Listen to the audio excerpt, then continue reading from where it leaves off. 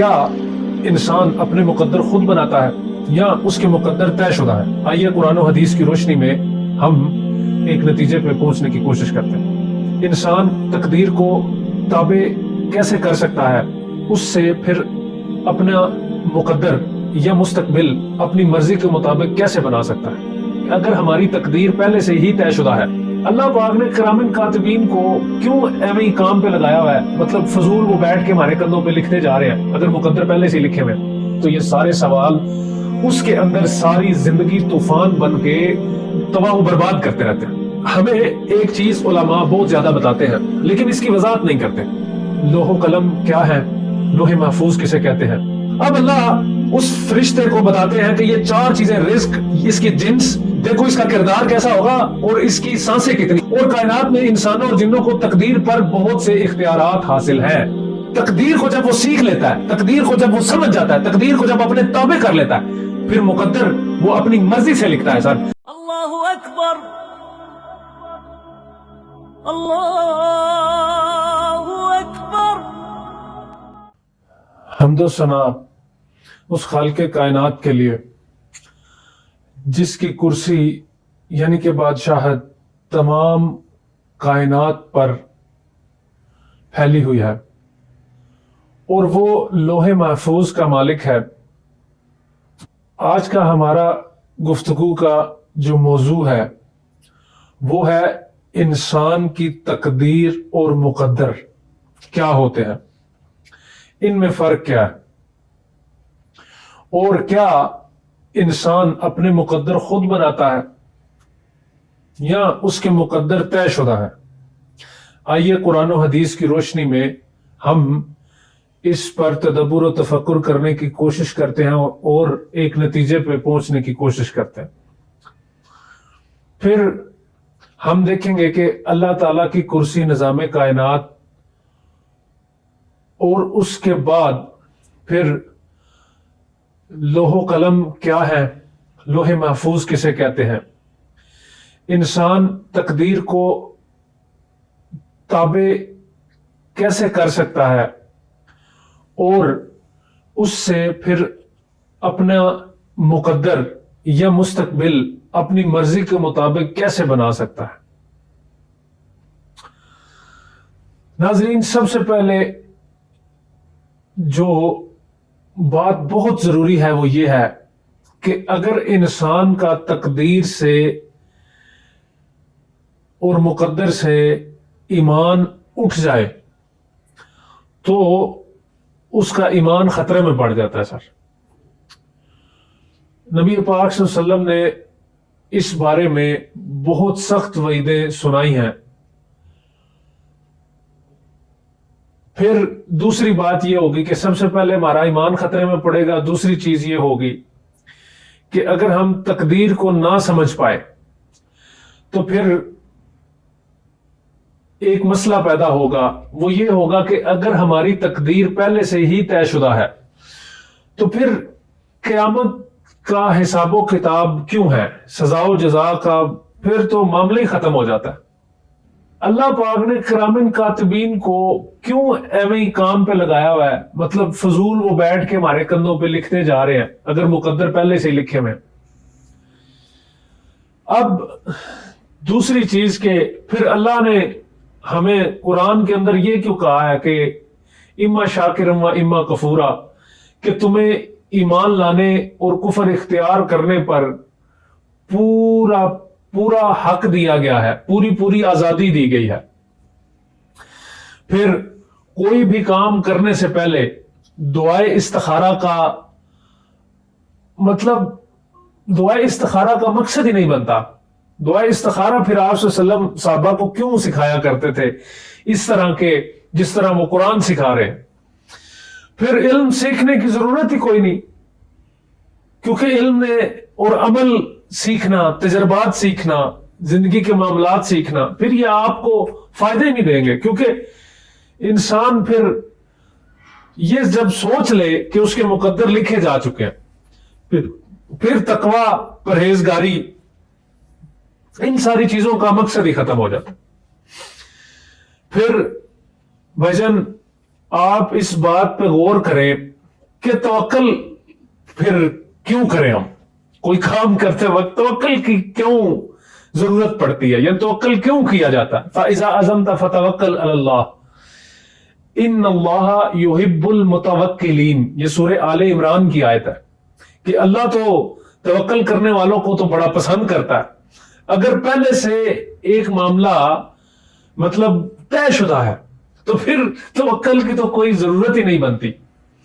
لہذا یہ سارے سوالات، اگر تقدیر کا مسئلہ انسان کو سمجھ نہ آئے تو یہ سارے سوال اس کے اندر ساری زندگی طوفان بن کے اس کو تباہ و برباد کرتے رہتے ہیں۔ لہذا مسئلہ تقدیر سمجھنا بہت ضروری ہے۔ آئیے چلتے ہیں اب سب سے پہلے پوائنٹ کی طرف جو ہم نے اپنی گفتگو میں شامل کیا، وہ یہ ہے کہ تقدیر کسے کہتے ہیں۔ سورہ القمر اور اس کی آیت نمبر 49، اس کے اندر اللہ پاک فرماتے ہیں اِنَّ كُلَّ شَيْءٍ خَلَقْنَاهُ بِقَدْرٍ، بے شک ہم نے ہر چیز کو اندازے پر پیدا کیا ہے۔ اب جو تقدیر ہے، تقدیر اردو میں تقدیر، عربی میں اس کو قدر کہتے ہیں۔ اب اس کے جو معنی ہے، وہ جو لغوی معنی ہے وہ ہیں اندازہ لگانے کے،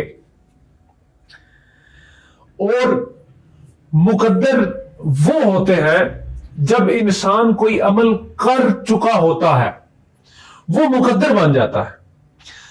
تقدیر وہ اندازے ہوتے ہیں جو ہم کسی عمل کو کرنے کے لیے لگاتے ہیں، اس کو کہتے ہیں اندازہ۔ مطلب میں نے کل کہیں پہ جانا ہے تو میں اندازہ لگاؤں گا موسم کیسا ہے، میری گاڑی ٹھیک ہے، میں وہاں پہ پہنچ جاؤں گا، راستے میں کوئی مسئلہ تو نہیں۔ یہ ہوتا ہے، اس کو کہتے ہیں تقدیر، قدر، اندازہ لگانا۔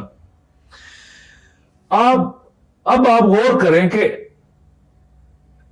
جس لفظ کے معنی جب آپ کو سمجھ آ جاتے ہیں تو آدھا مسئلہ تو حل ہو جاتا ہے کہ یہ ساری چیزیں انسان کے کنٹرول میں ہیں، انسان کے اندازے میں ہیں، جو انسان پری پلان ہو کے چلتا ہے۔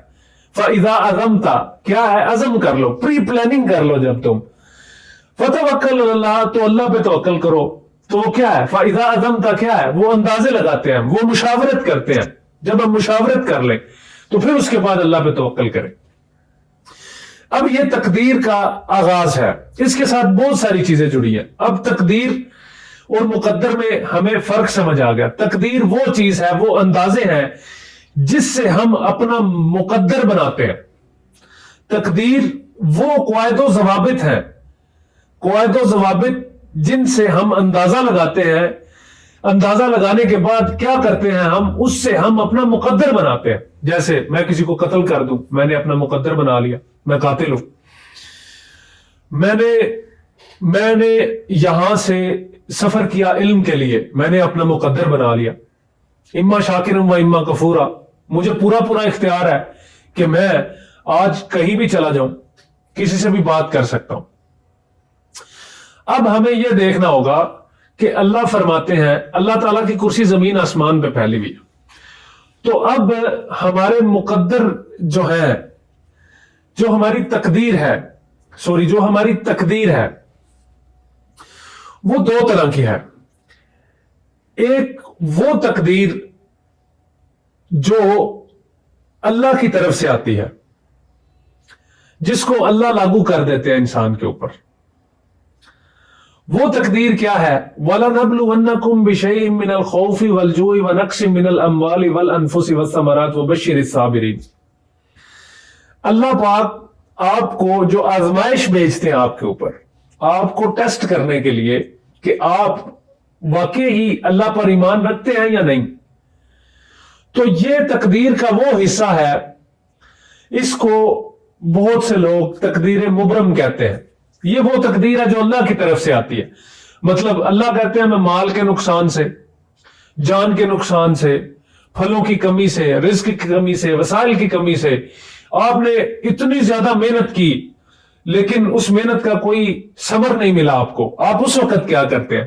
تو یہ تقدیر کا وہ پارٹ ہے جو ہم نے اللہ سے وعدہ کیا ہوا ہے کہ اے اللہ ہم زمین پہ جائیں گے اور تیری تابع داری کریں گے، تیری اطاعت میں ہم سارے معاملات کو کریں گے۔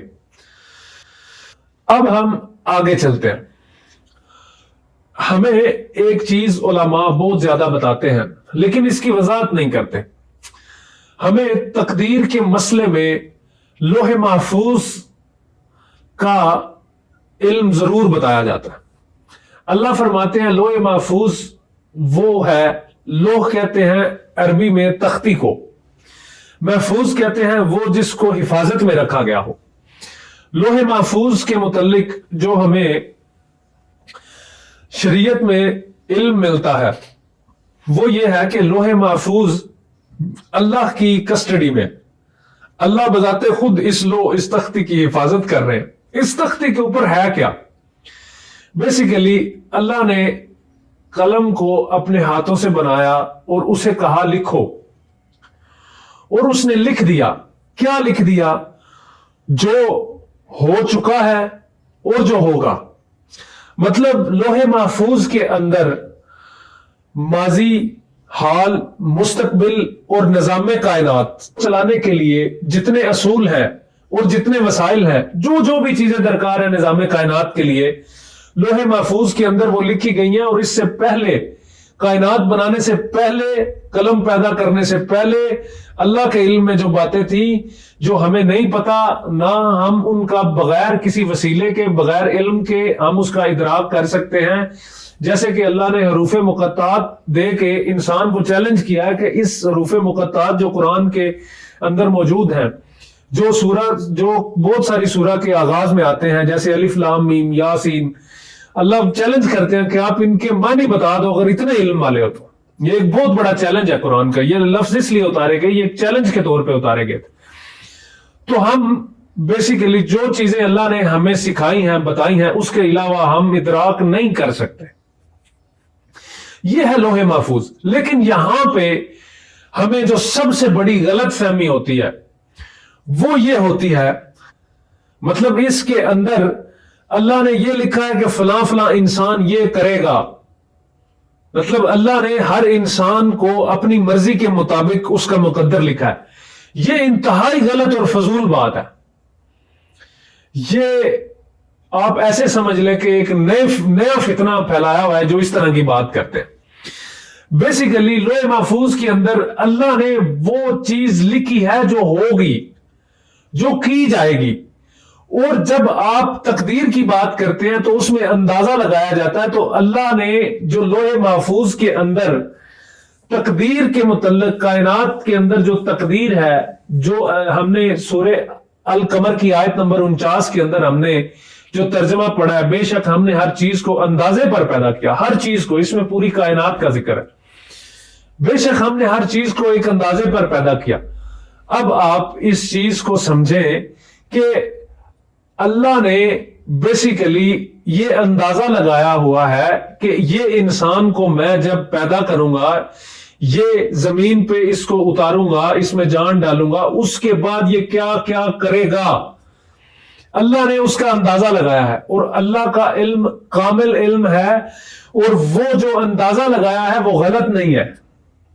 جو اندازہ اللہ کا ہے وہ غلط نہیں ہے۔ اصل میں یہ بات اس طرح ہے، عام فہم بات اس طرح کہ انسان جو اختیارات اللہ نے اس کو دیے ہیں، زمین کے اوپر جو اختیارات اللہ نے اس کو دیے ہیں، اس کو استعمال کرتے ہوئے، اس تقدیر کو استعمال کرتے ہوئے جو وہ اپنا مقدر بنائے گا، اللہ کا علم اور اللہ کی طاقت اتنی زیادہ ہے، اللہ کے اندر شعور، تدبر اور تفکر اور پیشن گوئی کی جو صلاحیت ہے وہ اتنی زیادہ ہے، وہ کامل ہے کہ وہ غلط نہیں ہو سکتی۔ اللہ نے وہ ساری چیزیں اس میں لکھ دی ہیں۔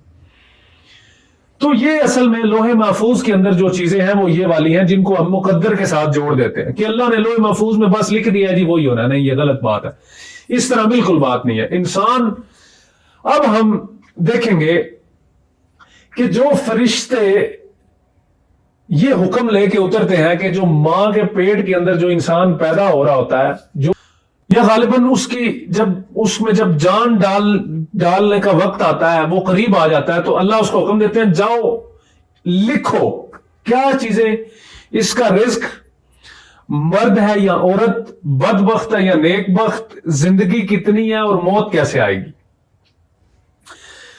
بیسیکلی ادھر انسان، ہم نے جو پہلے تعریف پڑھی تھی کہ تقدیر بیسیکلی اندازہ لگانا ہے.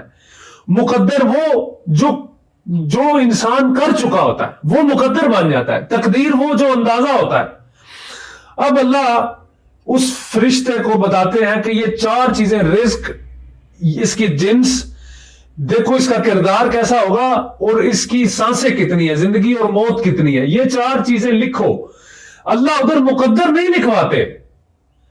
اللہ ادھر بیسیکلی اللہ ادھر کیا کر رہے ہوتے ہیں، اللہ فرشتوں کو تقدیر کے ذریعے جو اللہ نے نظام ڈیفائن کیا ہوا ہے، جو اللہ نے سورہ قمر کے اندر ہمیں بتایا کہ ہم نے ہر چیز کو اصولوں پہ پیدا کیا، اور اللہ اپنے علم اور عمل کی وجہ سے اس کو لکھا دیتے ہیں کہ اس انسان کا مقدر یہ ہوگا، یہ اپنے مقدر کو اس طرح بنائے گا، یہ تقدیر کو استعمال کرتے ہوئے اس کے مقدر یہ ہوں گے. اب فرشتوں کو یہ مقدر کیوں بتائے جاتے ہیں اور کرامن کاتبین کی کیوں ضرورت پڑتی ہے، اس کی انشاءاللہ ہم آنے والے ویڈیو کے اندر تذکرہ کریں گے. یہ ایک علیحدہ پورا ٹاپک ہے. اب ہم چلتے ہیں کہ انسان تقدیر کو کیسے سیکھ سکتا ہے. تقدیر کو تابع کرنے کے لیے